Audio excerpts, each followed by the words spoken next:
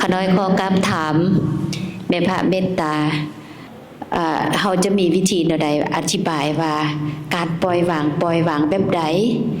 เพราะว่าทางโลกเข้าใจว่าการปล่อยวางแล้วเขาเจ้าเราบ่อยังเฮ็ดหยังนะการปล่อยวางบ่อยังเฮ็ดหยังเราก็เฮ็ดเวียกก็ซักซ่า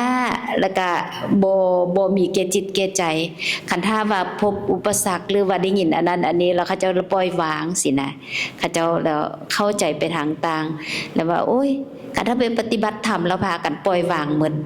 นะแล้วกราบถามแม่พระเมตตาว่าจะมีวิธีแนวใดซื้อให้ทางคนส่วนหลายรู้จักว่าการปฏิบัติธรรมมันมีดีแบบใดคนส่วนใหญ่เนาะเข้าใจว่าการปฏิบัตินี่คือการปล่อยวางแต่เข้าใจว่าอะไรก็ต้องวางถ้าทำหน้าที่การงานก็ต้องซ่ามีปัญหาก็บ่แก้มีปัญหาบ่แก้ย้อนว่า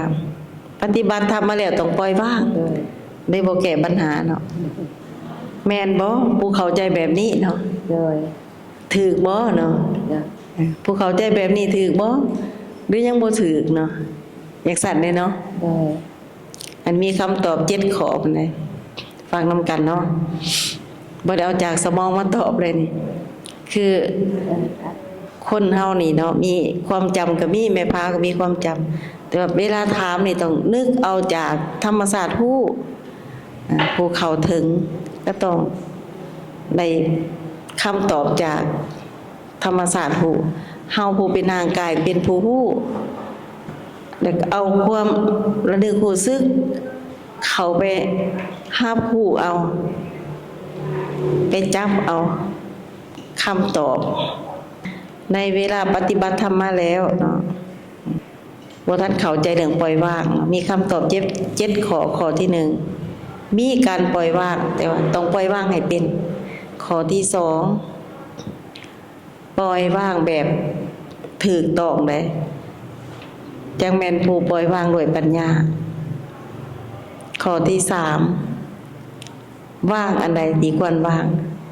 างความเห็นแก่ตัวแก่ใจว่างความโลภความโกรธความหลงว่างความอิจฉาพยาบาทอาฆาตจองเวรว่างความเสียอกเสียใจว่างความหน่อยอกหน่อยใจว่างความดีใจเสียใจว่างออกพวกซุ่มนี้ข้อที่4ว่างความคิดหลายโพดคิดไปต่างๆนานาคิดบ่หยุดบ่ยั้งอันนี้เขาควรวางข้อที่5วางความเห็นถูกเป็นผิดเห็นผิดเป็นถูกตัวนี้เขาควรวางข้อที่6วางความยึดมั่นถือมั่นในเรื่องต้นโตห่างกายรูปนามสังขารเฮานี้มันบ่เป็นตัวตนของเฮา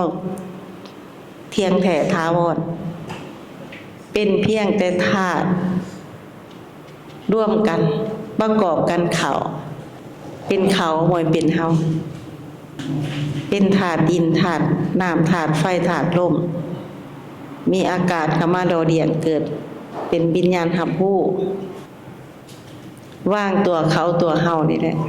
ให้เห็นว่าเฮานี่เป็นธรรมชาติข้อนี้สำคัญข้อที่7วางความสุขวางความทุกข์สุขก็บ่แม่นของเฮาทุกข์ก็บ่แม่นของเฮามันก็หลอกเฮาอยู่จังซั่นแหละเฮาเป็นผู้สุขบ่ได้เป็นผู้ทุกข์บ่ได้เฮาเป็นแต่ผู้รับรู้แต่เฮาต้องเข้าใจในเมื่อเฮาบ่เข้าใจนั่นแหละมันมีปัญหาเกิดแหละปัญหานี่บ่ธรรมดาว่างผิดก็ยึดติดคือเก่าว่างบ่เข้าเป้าก็ยังผูกยังพันกันคือเก่ายังตัวเจ้าของเจ้าตัวข่อยของข่อยคือเก่าต้องใส่ใจต้องเข้าใจต้องเห็นว่าว่างในสิ่งที่ มันผิดวางในสิ่งที่เฮายึดติดเฮายึดมั่นถือมั่นมันเหนียวมันแน่นเฮาจึงพากันไปปฏิบัติ เพื่อกำจัดออกเพื่อเฮาสิเบาสบาย เพื่อเฮาสิเย็นสิเป็นสุขเพื่อความทุกข์มันสิหมดสิเกลี้ยงไปเฮาก็เป็นผู้หลุดพ้